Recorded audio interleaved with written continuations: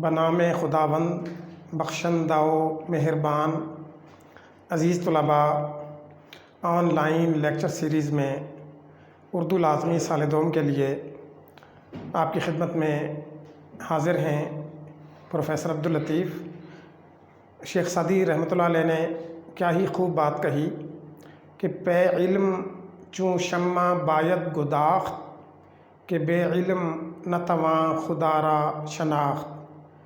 وہ یہ فرماتے ہیں کہ علم کے لیے ایک شمع کی طرح پگھل جاؤ، کیونکہ جو بے علم آدمی ہے وہ معرفت خداوندی کی دولت کو نہیں پا سکتا۔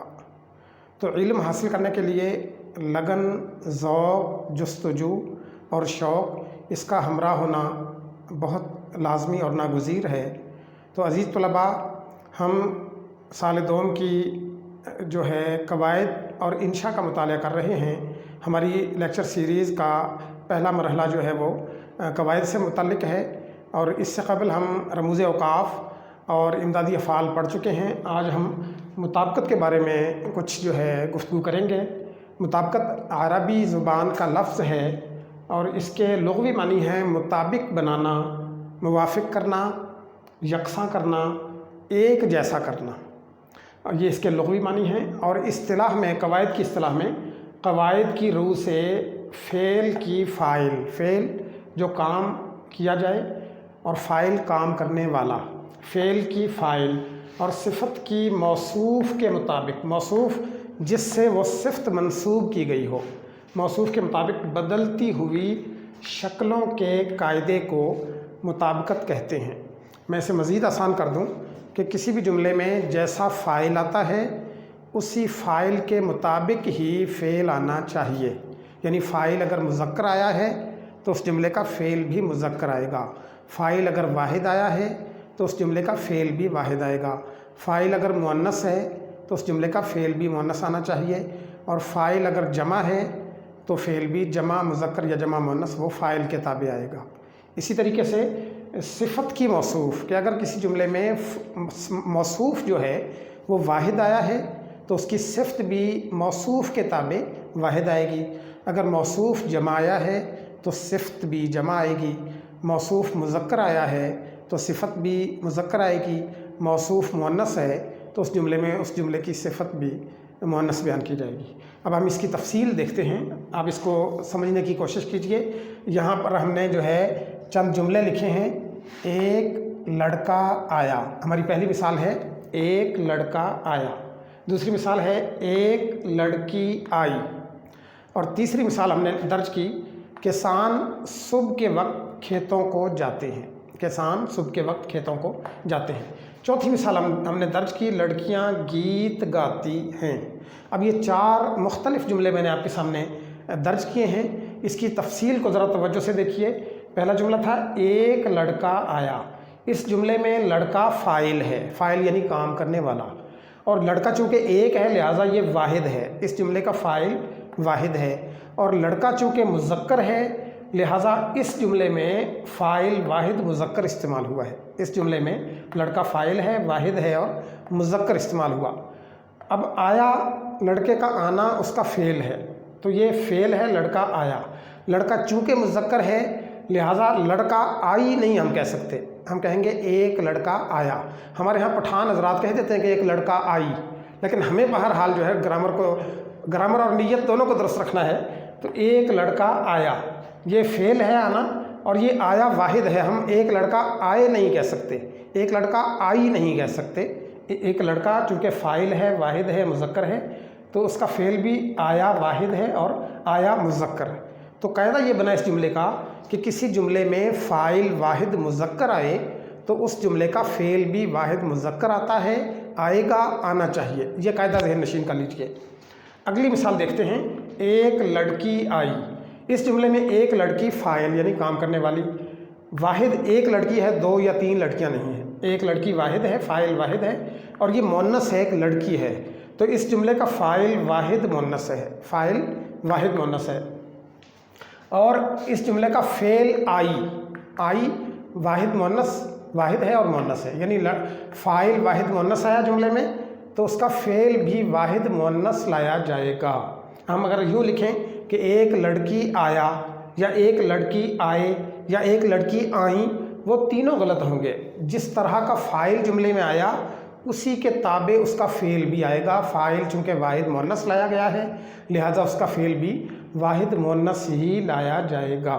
تو یہ دو قاعدے ہم نے پڑھ لیے کہ کسی جملے میں فاعل واحد مذکر آئے تو اس جملے کا فعل بھی واحد مذکر آتا ہے، آنا چاہیے، آئے گا، اور اسی طرح کسی جملے میں فاعل واحد مؤنث آئے تو اس جملے کا فعل بھی واحد مؤنث ہی آئے گا، ہی آنا چاہیے اور ہی آئے گا۔ اب مثال نمبر 3 دیکھیے کہ کسان صبح کے وقت کھیتوں کو جاتے ہیں۔ اس جملے میں کسان فاعل ہیں، کسان جمع ہیں اور کسان مذکر ہیں۔ صبح کے وقت کھیتوں کو جانا ان کا فعل ہے، کھیتوں کو جاتے ہیں۔ اگر ہم یہاں پر بہت سے کسانوں کو کھیتوں کو جاتا ہے لکھ دیں تو یہ جملہ غلط ہوگا، چونکہ بہت سے کسان ہیں تو کھیتوں کو جاتے ہیں جمع ہے، اور کھیتوں کو جاتی ہیں نہیں ہم کہہ سکتے بلکہ جاتے ہیں مذکر۔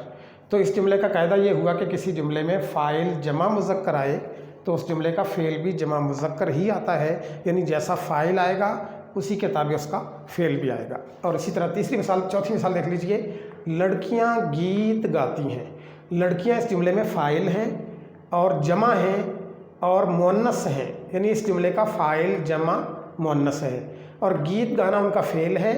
اگر ہم گیت گاتی ہے کر دیں گے تو غلط ہوگا، لڑکیاں گیت گاتے ہیں کر دیں گے تب بھی غلط ہوگا۔ لڑکیاں گیت گاتی ہیں یعنی جیسا فاعل ویسا ہی فعل، فاعل جمع مؤنث آیا ہے تو اس کا گیت گاتی ہیں فعل بھی جمع مؤنث ہی آئے گا۔ تو اسی طریقے سے اب یہ 4 قاعدے ہم نے پڑھ لیے، سماعت فرما لیجئے۔ کسی جملے میں فاعل واحد مذکر آئے تو اس کا فعل بھی واحد مذکر آتا ہے، کسی جملے میں فاعل واحد مؤنث آئے تو اس جملے کا فعل بھی واحد مؤنث آتا ہے، کسی جملے میں فاعل جمع مذکر آئے تو اس جملے کا فعل بھی جمع مذکر آتا ہے، اور کسی جملے میں فاعل جمع مؤنث آئے تو اس کا فعل بھی جمع مؤنث ہی آتا ہے اور آنا چاہیے۔ اس کے بعد ہم نے مزید 4 جملے آپ کے سامنے لکھے ہیں۔ پہلی مثال دیکھیے، ایک لڑکا بھاگتا ہوا آیا۔ اب وہ جو پہلے فاعل تھا اس کی ہم نے صفت درج کر دی کہ وہ کیسے آیا، بھاگتا ہوا آیا۔ اب یہی فاعل موصوف بن گیا۔ اس جملے میں ایک لڑکا موصوف ہے اور ایک لڑکا واحد ہے اور ایک لڑکا مذکر ہے، یعنی اس جملے میں موصوف واحد مذکر ہے، اس کی صفت بیان کی جا رہی ہے کہ وہ بھاگتا ہوا آیا۔ تو بھاگ کر آنا اس کی صفت ہے اور آیا واحد ہے اور آیا مذکر ہے۔ قاعدہ یہ بنا کہ کسی جملے میں موصوف واحد مذکر آئے تو اس جملے کی صفت بھی واحد مذکر ہی آئے گی، آنی چاہیے، لائی جائے گی۔ مثال نمبر 2 دیکھیے، ایک لڑکی ٹہلتی ہوئی آئی۔ اس جملے میں لڑکی موصوف یعنی اس کی صفت بیان کی جا رہی ہے، لڑکی واحد، لڑکی مؤنث، یعنی اس جملے میں موصوف واحد مؤنث ہے، اور ٹہلتے ہوئے آنا اس کی صفت ہے، اور ٹہلتی ہوئی آئی واحد ہے، ٹہلتی ہوئی آئی مؤنث ہے۔ تو قاعدہ یہ ہوا کہ کسی جملے میں موصوف واحد مؤنث آئے تو اس جملے کی صفت بھی واحد مؤنث ہی آتی ہے، آئے گی، آنی چاہیے۔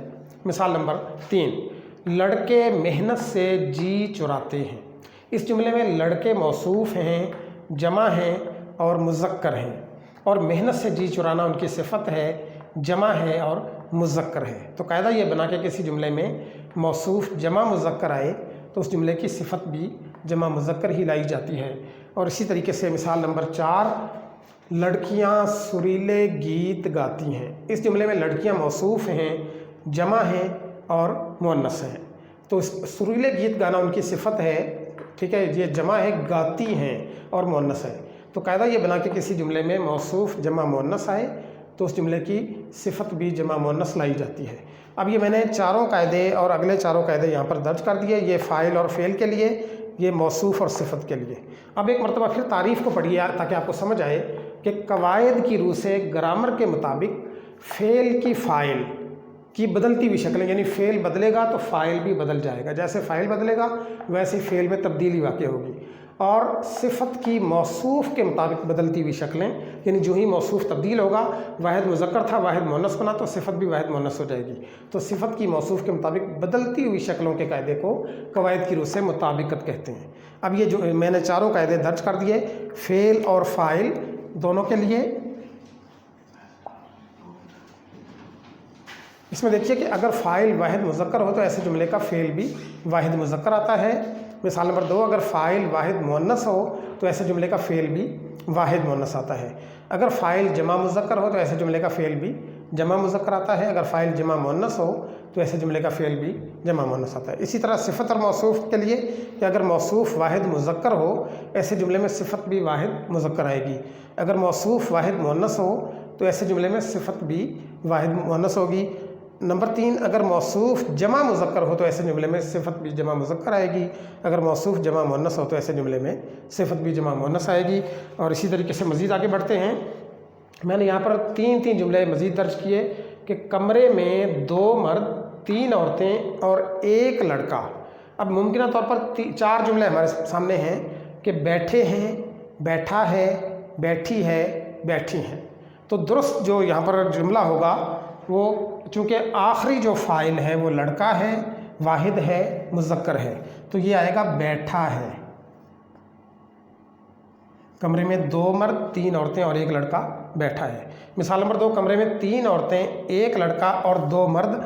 चूँकि आखिरी फ़ाइल जो है जमा मुज़क्कर है तो इसका फ़ेल भी जमा मुज़क्कर आएगा, बैठे हैं। और फिर इस जुमले को हमने तरतीब बदली कि कमरे में 2 मर्द 1 लड़का और 3 औरतें। चूँकि आखिरी फ़ाइल जमा मुअन्नस है तो बैठी हैं।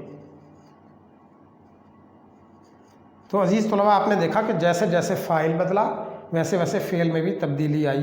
तो ये आपने बात ज़हन नशीन रखनी है कि जुमले की साख्त को नहायत ध्यान से तवज्जो से आप देखेंगे और फ़ाइल के मुताबिक फ़ेल लाएंगे और मौसूफ़ के मुताबिक उसकी सिफ़त लाई जाएगी। इसी तरह एक और मिसाल समझाने के लिए आपको दी गई है कि दरख्त पर 2 तोते, 1 चिड़िया और 1 कौवा। 4 ऑप्शन हैं, बैठा है, बैठी है, बैठे हैं, बैठी हैं। तो आखिरी जो है 1 कौवा वाहिद मुज़क्कर है तो ये बैठा है दुरुस्त होगा। 1 कौवा बैठा है। इसकी तरतीब हमने तब्दील की। मिसाल नंबर 2 में दरख्त पर 1 चिड़िया, 1 कौवा और 2 तोते चूँकि जमा मुज़क्कर है तो बैठे हैं। और मिसाल नंबर 3 में दरख्त पर 1 कौवा, 2 तोते और 1 चिड़िया। 1 चिड़िया चूँकि वाहिद मुअन्नस है तो बैठी है। तो आप ये ना कहिएगा कि परिंदों से निचला नहीं बैठा जाता। तो दरअसल हमने अपनी जो है कवायद की ज़रूरत को देखना है। आखिर में 1 कौवा आया तो बैठा है, आखिर में 2 तोते आए तो बैठे हैं, आखिर में 1 चिड़िया आई तो बैठी है। तो अज़ीज़ तलबा, इसके मज़ीद कवायद जो हैं हम आइंदा लेक्चर में उन पर बातचीत करेंगे। आज के लेक्चर के लिए इतना ही। मुताबिकत आज आपने पढ़ी, इसकी मानी है मुवाफ़िक करना, मुताबिक करना, एक जैसा करना, यकसा करना, फ़ेल की फ़ाइल और सिफ़त की मौसूफ़ के मुताबिक बदलती हुई शक्लों के कायदे को कवायद की रूह से, ग्रामर की रूह से मुताबिकत कहते हैं। आज के लिए इतना ही। इंशाअल्लाह अगले लेक्चर में इसी मौजू पर मज़ीद बातचीत करेंगे। अपने उस्ताद अब्दुल लतीफ़ को इजाज़त दीजिए। अल्लाह निगहबान।